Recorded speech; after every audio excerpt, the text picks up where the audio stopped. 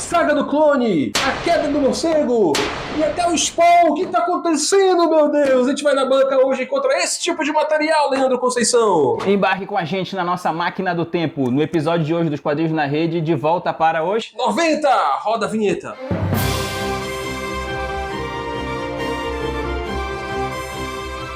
Salve, salve, quadrinheiro, meu querido Deco Souza. Alô, galera. Estamos aqui para falar hoje sobre um fenômeno que tem acontecido no mercado editorial. A gente já viu isso no cinema, a gente até falou no nosso último episódio, mas hoje a gente vai falar sobre a nostalgia que alcançou os setores editoriais dos quadrinhos. Interessante. A gente vai nas bancas, o que a gente encontra, meu querido Deco Souza? Nós encontramos várias coletâneas de quadrinhos das décadas passadas, 80, 60. Já falei isso no vídeo anterior aqui no canal. Tem quadrinho para todo gosto, né? Uma verdadeira paleteria de sabores que você vai gostar, se deliciar, encontrar o quadrinho que você mais gosta. Só que hoje nós vamos dedicar o programa a um fenômeno que a gente está vendo que tem acontecido bastante, que é o retorno das sagas que moldaram os nossos queridos e saudosos anos 90, Leandro Conceição. A nostalgia vem forte. Tá falando alto, né? Tá falando alto. Forte. As sagas estão voltando, a galera, muita gente pedia, muita gente não conhecia certas sagas, mas elas retornaram. Pra quê? Pra nossa degustação, pra gente tirar certas provas de algumas sagas que a gente não sabia, né? Não sabia, a gente não lembrava. Algumas coisas, confesso que eu não sabia, não sou um cara tão velho assim, mas enfim. Não, assim, eu sou, já falei alguns vídeos aqui, dos 4 vídeos que temos publicado até então, eu já falei pelo menos 3. Eu sou uma cria dos anos 90. Desculpa, eu não queria ter barulho de cabeça. Desculpa. Tira ela, Leandro. Já, Letícia? Confesso, meu querido Deco, que eu não fui tão prolífero em leitura na época dos anos 90, apesar da minha adolescência ter passado por esse período. Não tinha acesso a essa época, fui ler começar a ler quadrinhos nos anos 2000, começo dos anos 2000. E algumas dessas sagas, sim, a gente teve acesso, que estavam sendo publicadas, mas outras passaram muito tempo a serem, estão sem serem publicadas no Brasil, sem né? ser publicado Até agora. Com teor polêmico, tem muita gente que nessa época criou um trauma, né, de algumas dessas sagas.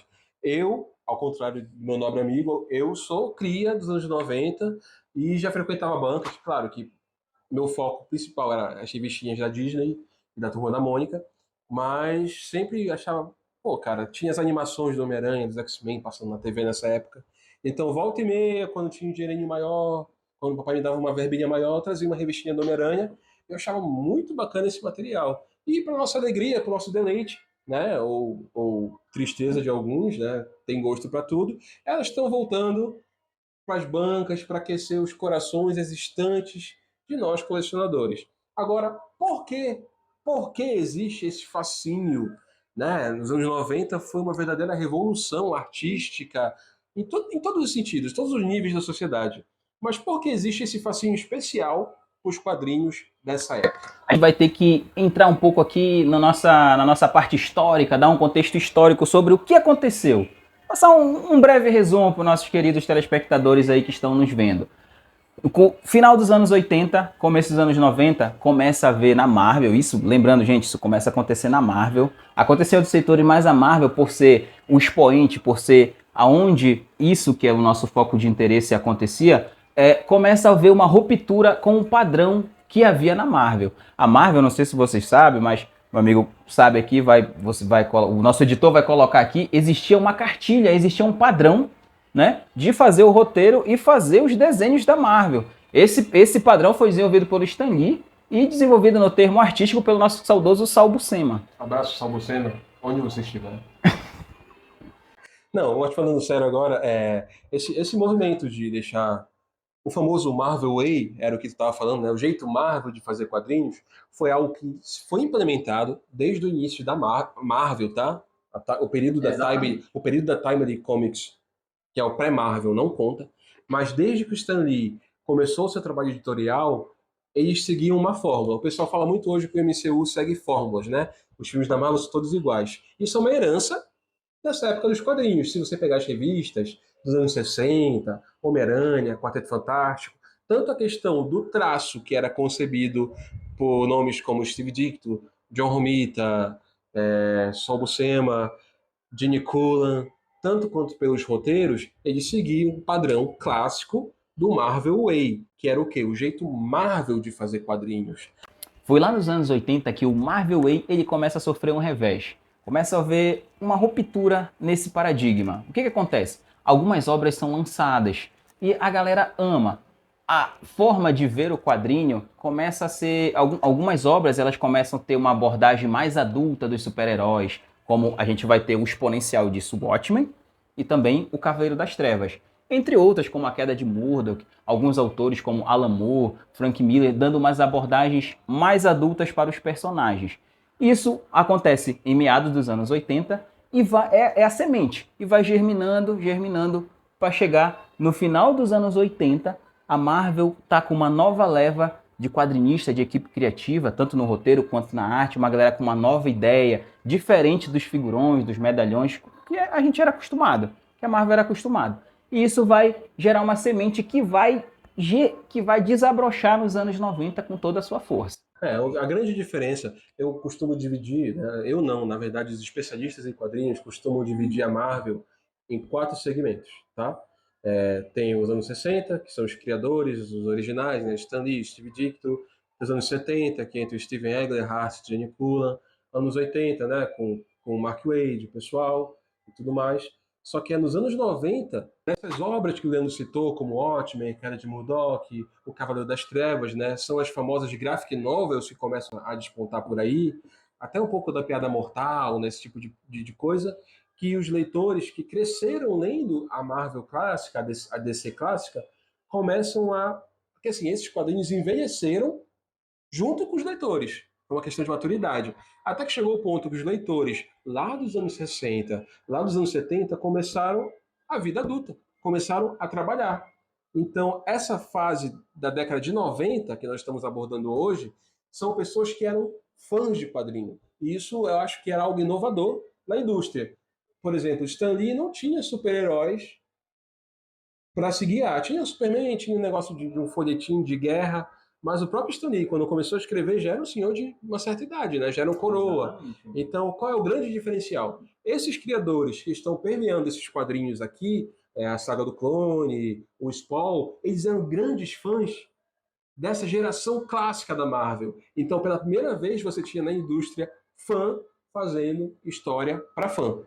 E essa galera vem com a energia lá em cima. Eles vêm querendo mudar, quebrar paradigmas, quebrar o jeito que era feita. As histórias passaram a ter um foco, dito assim, no realismo. Não é um realismo, na verdade, a galera mais técnica vai dizer que é um hiperrealismo. Porque os heróis passam a ter mais aquela porradaria, a ter músculo, para ter aquela coisa assim mais impactante. Isso. Cenas grandes e tal. E isso começa na Marvel. Nos títulos dos X-Men, X-Force, vai pro Homem-Aranha, começa a ter aquelas sagas super sérias do Homem-Aranha, Tormento, o Nascimento de Venom, são uma coisa assim mais sombria. E o que acontece? Isso daí ainda tá rolando no final dos anos 80.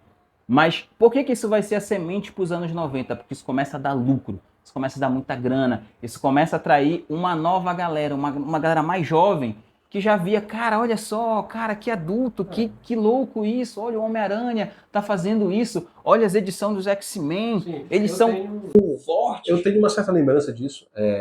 Voltando pro Marvel Way, tem um livro que você consegue, eu acho que você ainda encontra, tá em publicação no Brasil, eu acho que é o jeito Marvel de fazer quadrinhos, que é justamente assinado pelo Stan Lee e pelo John Buscema. E lá fala que um dos diferenciais da Marvel são as poses mais dramáticas. Se você pegar os quadrinhos clássicos da Marvel, e acho que isso permeia durante toda a história da Casa das Ideias, a posição dos personagens são coisas mais dramáticas, mais exageradas, né? São quadros bem desenhados com expressões corporais. E os anos 90 foi justamente a maximização, a otimização disso daí.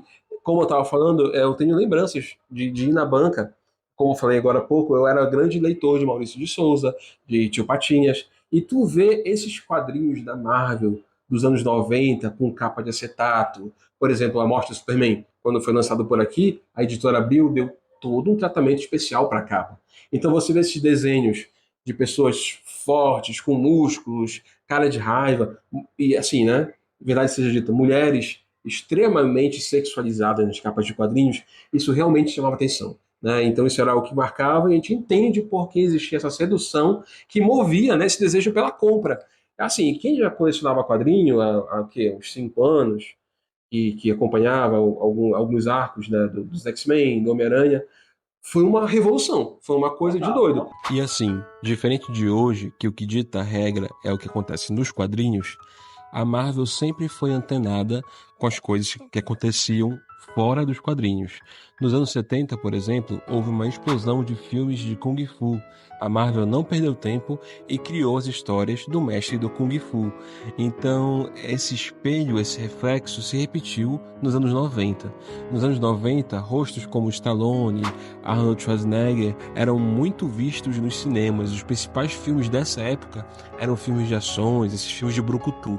Então, a Marvel decidiu também seguir essa tendência e lançou personagens como Cable, como Capitão América, né, do Rob Liefeld. Então, nos anos 90, além da questão dos bolsos, das fivelas, das caras de raiva, como nós já falamos aqui, os corpos esculturais sarados, tanto dos homens quanto das mulheres, eram muito comum, reflexo da época em que vivíamos. Mas ainda assim, meu caro Deco, tudo isso tava muito bacana. Isso tava rolando na Marvel, tava rolando no streaming, tava tudo meio contido. As revistas do X-Men, a revista do Homem-Aranha. O Homem-Aranha tava vendendo mais de Nem água 1 no milhão, deserto, tá mais parceiro. de 1 milhão de. Nunca tinham alcançado os números tão expressivos de vendas, de tiragens. Homem-Aranha, X-Men, tava tudo maravilhoso na Marvel, tava tudo excelente. Porém, o que não tava maravilhoso, o contentamento dessas equipes criativas. E isso, a gente não vai entrar muito a fundo nessa história, você já deve saber do que a gente está falando dessa galera. Foi uma equipe que revolucionou, saiu da Marvel e fundou a Image Comics.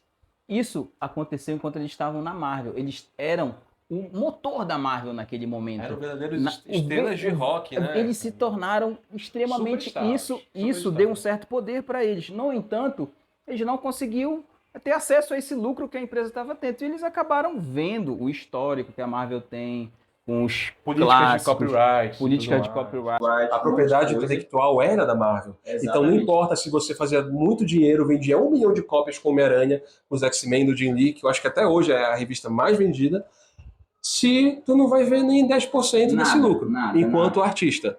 Tu recebia um salário normal e tudo mais. Tu nem podia vender as tuas artes. Oricon e Ficavam tudo mais. tudo com a Marvel. retido Ficavam com a Marvel. tudo retido com a Marvel. Então o que essa galera faz? Eles resolvem se organizar. A Marvel, eles não foram os primeiros a ter esses problemas com a Marvel. Outros artistas tiveram esses problemas, se chatearam. Olha, vou sair, vou pegar, vou seguir carreira Jack solo. Kirby. Vários fizeram isso. Mas isso não surtiu o efeito, porque eles saíam um, saíam outro e eram substituídos. Lá saíram todos. Foram 7. Desenhistas, roteiristas, equipes criativas de peso. Eles saíram ao mesmo tempo e fundaram a Image Comics. Eles levaram essa ideia para uma editora independente. E aí você pergunta, tá, bacana, eles poderiam ser substituídos, o que isso tem a ver? Isso tem tudo a ver, porque a partir do que eles fizeram, vai surgir tudo isso que a gente vai começar agora. Essas substituições de artistas nem eram tão notadas assim, justamente porque a Marvel seguia a cartilha, o desenho padrão, o roteiro padrão. Olha só, essas revistas que eram publicadas pela Imagem tinham todo um contexto apelativo. Né? Numa época, de uma geração que estava acostumada mais por exemplo, Watchmen, Cavaleiro das Trevas, são histórias densas, né? Os roteiros são mais densos. Então, de repente, chegar uma editora que se propõe, olha o nome da editora, Imagem, o que isso quer dizer? Uma editora que se propõe a valorizar mais o estilo, mais a arte do que os roteiros, bom, vai fazer um pouco de diferença das bancas, né? Isso fez a cabeça da moçada. A Marvel e a DC perceberam que estavam ficando para trás e adotaram uma série de contramedidas, né, para superar isso daí. Algo precisava ser feito. Então, movimentos como a morte do Superman, que realmente foi algo que foi a primeira vez, eu acho, que uma notícia fictícia do mundo dos quadrinhos saiu dos quadrinhos, deu em jornal, deu em noticiário, como se fosse algo sério. E assim, né, a morte do Superman foi só a ponta do iceberg. Várias medidas editoriais foram tomadas pela DC, né, a Casa das Lendas, para tentar sacudir esse mercado. Enquanto o Superman morria na sua batalha contra o Apocalipse, o Batman tinha a coluna quebrada pelo Bane, né, na queda do morcego. Hal Jordan vivia o seu Crepúsculo de Esmeralda, que é uma mudança de status quo, ou seja, quem não morria ou virava vilão ou era substituído. E olha só, vamos olhar com atenção. vamos examinar com uma certa lente mais crítica essas mudanças de paradigma. Quando o Batman fraturou a coluna pelo Bane, teve um substituto, um morcego substituto, que é o Azazel, incorporou no seu uniforme alguns vícios que eram clássicos dos anos 90. Excessos de pochetes, excessos de bolso, garras, uma postura mais violenta. A mesma coisa com o Hal Jordan. Se você vê o visual do Hal Jordan, até a massa muscular dele, do personagem, ficou algo mais imponente, bem parecido com o estilo do Rob Liefeld, dos Novos Mutantes, né? E tudo mais. Então essas eram as primeiras reações do mercado para tentar barrar essa ascensão da Image. E o que a Marvel fez, Leandro? Nesse período, não logo a Marvel não consegue dar uma resposta logo de imediatamente, mas em 1994 a Marvel lança a Saga do Clone. O que é isso, a Saga do Clone? Eles vão pegar um arco de 1970, resgatar um arco dos anos 70 e refazer aqui, e tentar dar essa nova abordagem, dar essa nova roupagem anos 90 para o nosso querido Spider-Man. Eu falei um pouco sobre isso no nosso vídeo aqui no canal da Saga do Clone, e assim, né, é aquela história, repetição de o uniforme da Aranha Escarlate, que é o novo Homem-Aranha proposto pela saga, pochete, jaquetinha, tudo de melhor que os anos 90 tinha para oferecer. Mas foi só isso que eles fizeram? Não, certamente não. Após isso, houve também como é que a gente pode dizer, a reimaginação do universo Marvel para esse período, para os anos 90, que é a Saga do Massacre. É uma nova proposta, né? Essa Saga do Massacre é uma saga muito popular, amada e odiada, é um pouco controversa, mas que vai dar justamente o pontapé inicial aonde vai entrar essa nova roupagem no Quarteto Fantástico, Vingadores, Capitão América, Homem de Ferro. A partir dessa saga, entra definitivamente o panteão da Marvel entra nos anos 90. Olha só, não foi por acaso que o filme dos X-Men da Fox foi justamente um dos primeiros que mais fez sucesso aí. Porque durante todos os anos 90, graças ao nosso amigo Jim Lee, que a gente vai falar um pouco mais sobre ele ainda no programa de hoje, ele reimaginou os X-Men e foi o título que mais vendeu na Marvel. Visando isso, que era a galinha dos ovos de ouro da Marvel, eles resolveram justamente usar os X-Men, como fio condutor dessa reimaginação do universo de super-heróis através do Massacre. O Massacre nada mais é do que uma proposta de um vilão bem ao estilo dos anos 90, né? Um cara musculoso, né? É uma amálgama do Xavier com o Magneto. E para derrotar esse vilão, os heróis, né? Os heróis mais importantes da Marvel, né? Os X-Men, o Quarteto Fantástico, os Vingadores, eles precisaram se sacrificar. E justamente esse sacrifício deu origem a uma saga chamada Heróis Renascem, que foi, como o nome diz, o ressurgimento desses heróis que foram sacrificados por uma nova geração. Mas o que essa saga em especial tem a ver com o que a gente está conversando aqui hoje? Vocês lembram daquela galera que a gente falou, que saiu de lá, da Marvel e tal, no começo dos anos 90, para criar... O que a Marvel faz? Poxa, esses caras saíram, esses caras davam muito lucro pra gente, esses caras montaram uma editora que estão dando muito lucro, o que a gente vai fazer? Vamos terceirizar nossas... Boa ideia. Vamos terceirizar nossas paradas aqui e passar para eles. Contratamos eles para fazer a reimaginação dos Vingadores, Quarteto Fantástico, essa nova roupagem para os anos 90 que a Marvel queria passar para a galera. Qual é o grande problema? Nessa época, o mercado já estava saturado, né, de publicações de super-herói. Perdeu um pouco o time. Essa questão de várias capas variantes, como eu disse, tinha capa metálica, capa de acetato, o próprio inchaço que a Image ejetava nas bancas, com vários títulos, né? O Rob Liefeld tinha vários títulos nessa época. Isso aí deixou o leitor de quadrinho um pouco saturado. E até, como a gente falou um pouco, algumas atitudes editoriais da Marvel, por exemplo, a Saga do Clone, teve muita gente que ficou revoltada. Os Vingadores, nessa época, estavam numa fase tão ruim, é a The Crossing. Procurem no Google, The Crossing, que não foi nem publicada no Brasil, porque era um fracasso de venda. Então, essa perda de time, junto com a megalomania de criadores como o Rob Liefeld, né, no Heróis Renascem, o Capitão América, com os Vingadores, deu aí um pouco de flop. Há de se colocar aqui uma situação, a Marvel tentou surfar numa onda que já tinha passado. O que acontece? Não conseguiu ver os sinais de mercado. O próprio Rob Liefeld, essa galera, o Jim Lee, eles já tinham problemas na imagem porque a editora se propunha a lançar muito material, não conseguia lançar nos prazos, não conseguia... Eles tinham atender as demandas, eles tinham, mesmo que eles atrasassem, eles tinham uma demanda muito grande, entendeu? E a Marvel colocou essa demanda em cima dos caras que já estavam extremamente fadigados, cansados. extremamente saturados. E aí a resposta não poderia ser outra, o resultado não poderia ser outro, né? Um resultado negativo. Uma coisa que as histórias não emplacaram, não foi legal. Né? Hoje, Não, o público não comprou. não comprou. teve. Nessa época aí, o grande público já estava cansado. Por exemplo, tinha muita coisa ruim sendo publicada. Na ABC teve aquela ideia inútil do Superman elétrico, azul e vermelho. Essa questão da saga do clone, que no final, vou lançar um spoiler aí dos anos 90, tá? Spoiler de 30 anos atrás, parceiro! Olha só, essa saga do clone, de descobrir no final que tudo era uma armação do Duende Verde, porque era uma saga que era para durar, acho que 4 meses. E a Marvel foi esticando 2 anos. Então o público ficou cansado.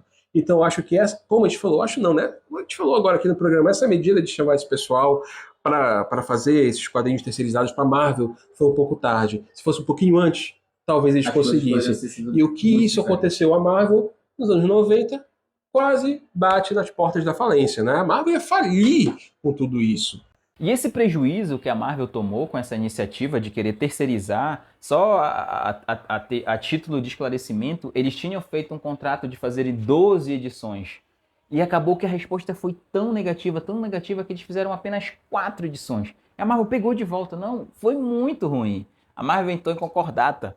A Marvel entrou em falência. E é nesse período, nesse contexto que vai acontecer a venda dos direitos de Homem-Aranha, X-Men, dos principais, da galera que dava lucro naquela época. É tudo vendido para a Marvel não falir, para poder angariar dinheiro e se manter. Olha só como uma decisão atrapalhada ecoou até agora, porque só agora a gente tem todo mundo junto de novo, né, no mesmo estúdio. Mas foi necessário, né? Foi essa limpa na casa aí, a Marvel vendeu as coisas, vendeu os filmes, vendeu os personagens e começou a jogar no seguro. Veio a saga Heróis Ressurgem. Então foi uma coisa mais voltada, foi um renascimento da Marvel, só que isso aí é tema para o próximo programa. Acabou? Acabou o programa? Certamente não, meu amigo. Aqui é Quadrinhos na Veia, quadrinheiro raiz. A gente vai fazer uma pequena indicação de títulos que você pode comprar para se inteirar do melhor que teve nos anos 90 dos super-heróis. O melhor e o pior, né? E galera, quando essa equipe criativa debandou da Marvel e montou a sua própria editora, adivinha o que eles fizeram? Fizeram um grande sucesso. Fizeram uma coisa histórica, uma coisa que é muito marcante, muito relevante para o universo dos quadrinhos. E esse quadrinho, ele está na banca atualmente. Ele acabou de ser relançado aqui pela Panini. A Panini está relançando como Spawn Origins. Essa HQ, galera, é engraçado, né? O Spawn Origins, o título original é só Spawn, mas saindo aqui como Origins, remonta justamente à origem do quadrinho dos anos 90. Esse quadrinho é um definidor dos anos 90. Tudo que vai sair, que você vê, não tudo, mas tudo que vai sair nos anos 90 vai tentar emular alguns elementos que tem aqui. O quê? Uma coisa mais séria, mais sombria, mais adulta, splash pages, coisas, artes impactantes. O roteiro, você não vai ter um roteiro, nossa, que profundo, mas ninguém se importava, ninguém queria ver isso. Você queria ver a porrada, você queria ver sangue, o famoso massa velho. Tenho certeza que muita gente que está vendo aí teve seu caráter formado lendo essa paradinha aqui. Lendo isso aqui, não estou julgando, gente, mas era o que tinha, era o que você queria ver, sair daquele quadrinho que era mais tranquilão, mais paz e amor, para ler algo realmente assim, mais forte, mais pesado. E tá aqui, é Spawn. Esse é o quadrinho, galera. Esse daqui sintetiza muitos anos 90, porque muita gente tentou emular isso aqui, a galera saiu da Marvel e fez isso aqui, Todd McFarlane acertou em cheio nisso aqui. Sensacional, sensacional. Falando em referências, o McFarlane e Spawn, ele meio que emula o que ele estava fazendo no Homem-Aranha. Em termos de roteiro, não. Em termos de visual, em termos de posição. Se você pegar o Homem-Aranha do McFarlane, que foi o que começou esse grande boom dos quadrinhos dos anos 90, você vai ver umas poses, só a título de comparação, né? Olha só, cara, um negócio meio bem inseto mesmo, né? Umas posições. É o mesmo criador, tá, gente? Então é impossível não reparar no tamanho da lente dos olhos do Aranha, que aumentou nessa época. A própria questão das teias, olha só. As teias do Homem-Aranha, como eram feitas nessa época? Era algo muito simples. Foi justamente com o McFarlane que veio essa teia mais macarrônica, espaguete, por todo canto do quadrinho. É um Homem-Aranha assim que você não encontra normalmente. E os detalhes gráficos da edição são muito bonitos, né? Olha só, uma verdadeira obra de arte. Então, se você quer ver o Aranha mais sombrio, bem desenhado, muito bem desenhado, e não quer se ligar muito no roteiro, a minha indicação para você hoje é justamente o Homem-Aranha do nosso querido amigo Mark Fallane.